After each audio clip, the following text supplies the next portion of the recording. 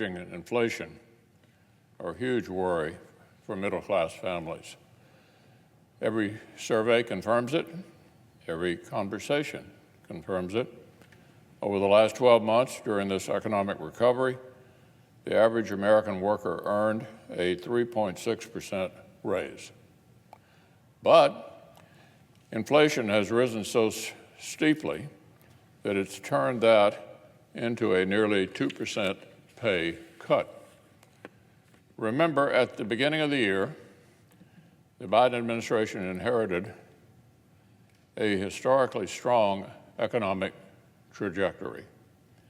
Thanks to the smart, targeted, bipartisan policies we passed last year, our economy was primed to get millions of Americans back to work with competitive pay while consumers unleashed pent-up demand.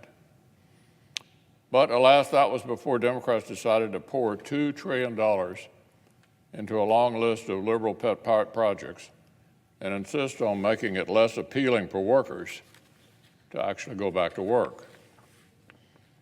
Today, essentials like gas and groceries have gotten more and more expensive.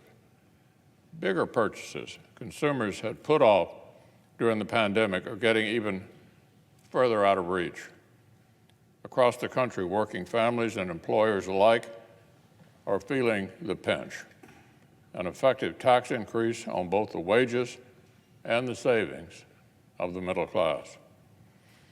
Now, our colleagues weren't flying blind. They weren't naive. They knew they were passing what the White House Chief of Staff said was designed to be the most progressive domestic legislation in a generation.